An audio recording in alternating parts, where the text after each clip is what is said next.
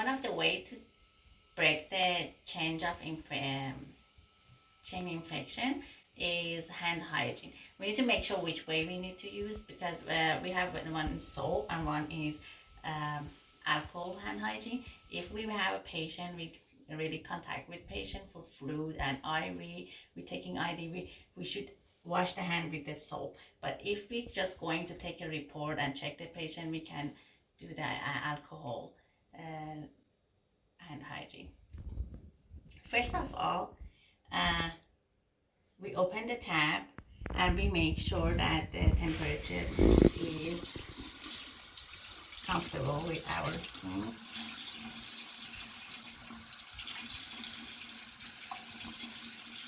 Then we put amount of the salt and contribute it to our hand. It takes 20 to 30 seconds. We should go all the palm, the dorsal, all the finger and between the finger and the nail.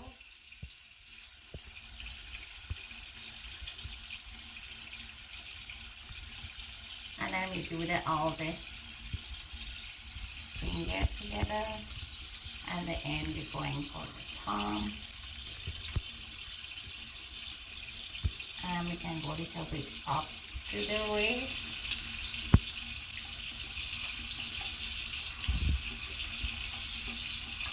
Now we're going to we put it under the water. We should make sure we go from the least contaminated to the most contaminated.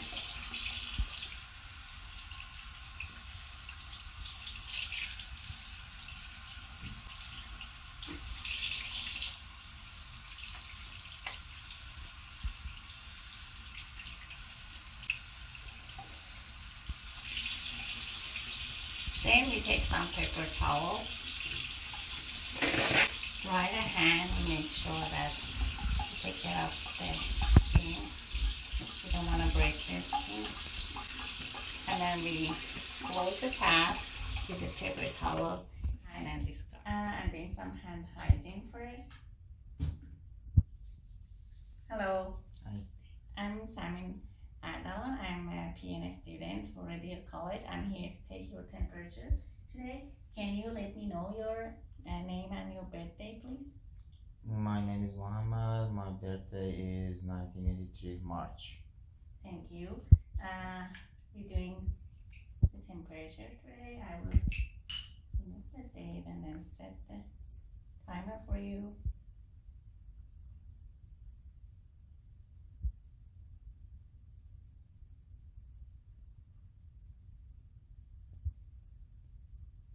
The patient shouldn't eat anything cold or hot before I'm taking the temperature. Did you eat something since 5 minutes, 10 minutes before? No. After the temperature beeping, we're putting the, can I put under your sublingual? Can you just keep it for me for until the beep coming? Thank you.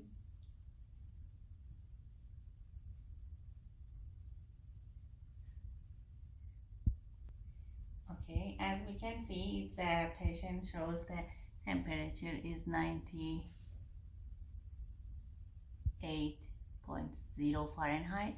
That I calculated, it's gonna be 36.7 Celsius. We will clean the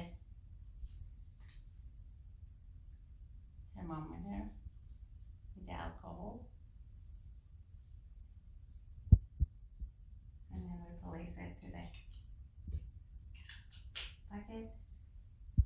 And then we document the temperature. We document the temperature in a reported to his chart, as the temperature was 36.6 Celsius, and we got the oral temperature. The position for the patient was laying down hygiene. And I already closed the door for patient privacy, and I introduced myself to the patient. Hi, I'm Samin. I'm a PN student for Red Deer College. I'm here to take your pulse today. Can you let me know your name and birthday, please? Hi, my name is Mohammed. My birthday is in 1983 March. Thank you. For taking the patient pulse, I will need to take out your wedge.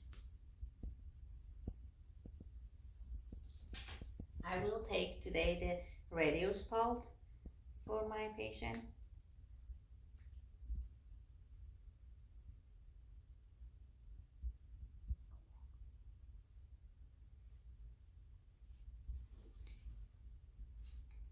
First, I palpated to find out the radius.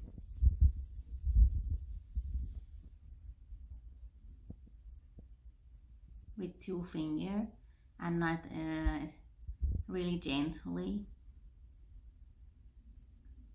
And I'm counting every beat for 30 seconds and multiply it by 2. If it's not correct, I will do for second time for 1 minute.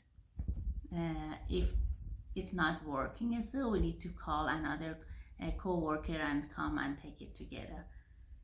I will start now.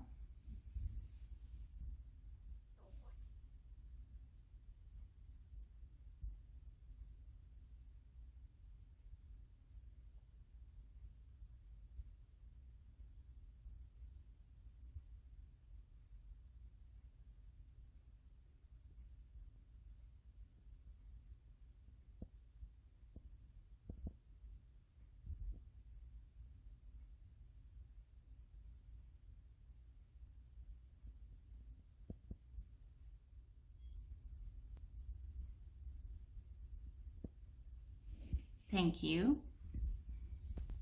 I take the patient pulse. It was 32. When we multiply by 2, it's going to be 64. It means it's normal between 60 to 100 for the adult, and he's 64.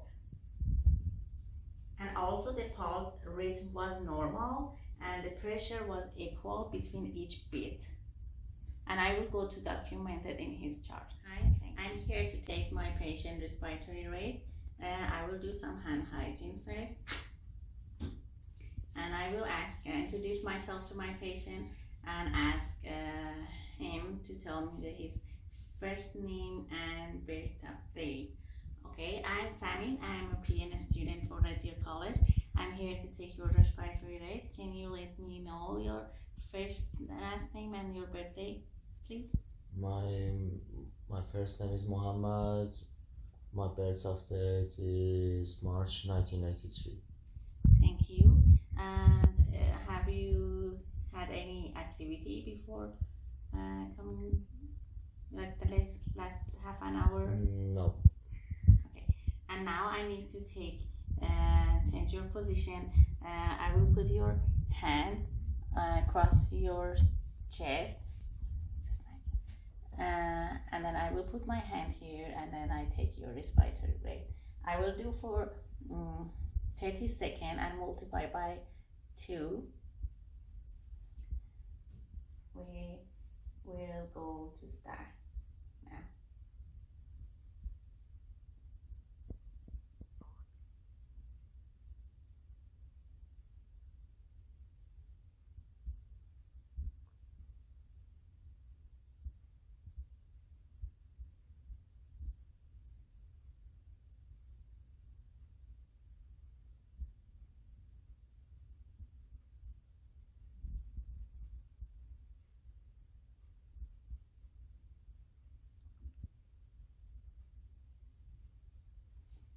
Okay, thank you. My patient respiratory was 18.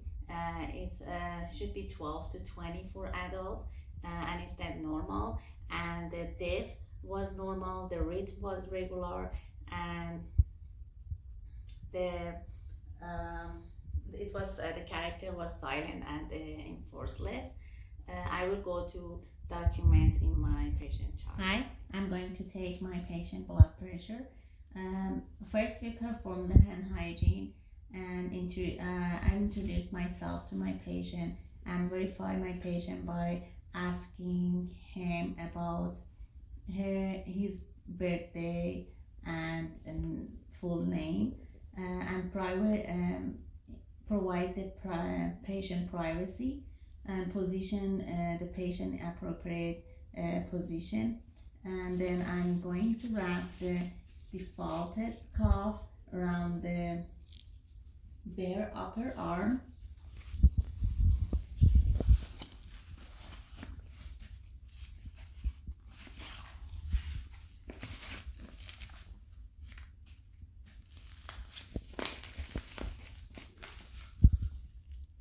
Like this, and then also the white of the bladder should equal up to 40% of the patient arm. As you can see, I wrap it, and it should be the 2.5 or 3 centimeter above of the brachial artery. I will place this here, and then I'm going to palpate to find my patient beat.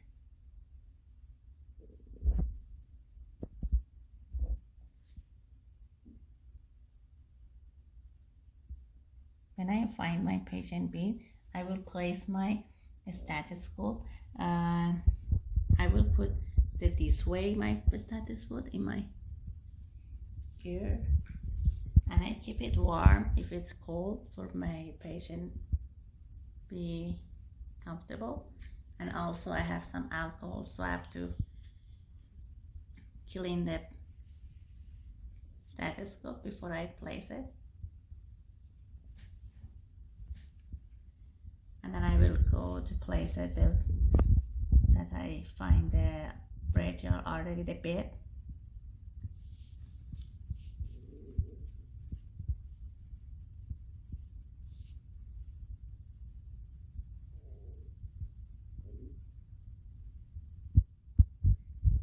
Close the valve on the ball, and I will pump the cuff rapidly. 3 mmHg above the point, the brachial artery pulse disappear. I will release the valve carefully in 2 mmHg per beat and osculate the patient.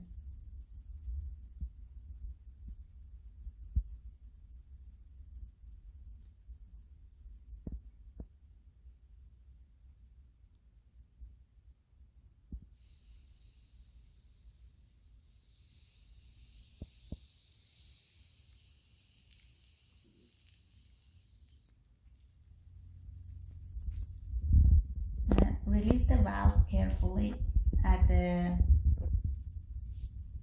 rate of 2 mm per beat, and I oscillate at least 10 mmHg below the phase 5, and I default the cuff rapidly and completely. Wait for 1 or 2 minutes. This permit the blood tapped the vein because the blood tapped in a vein, and we will permit the blood tapped in the vein be released, and remove the cuff, wipe the cuff with disinfectant, perform my hand hygiene, and I will document my patient rate in the report. The first sound that I heard, it was 130, and the last sound was 80. The first one is systolic, the last one is diastolic, and it was in a left arm. It shows that the patient has a normal blood pressure. The normal is between 130 to 139, and the diastolic is between 80 and 89. If the patient passed the 140, and and then we need to report it. I will go to document all the data in my patient.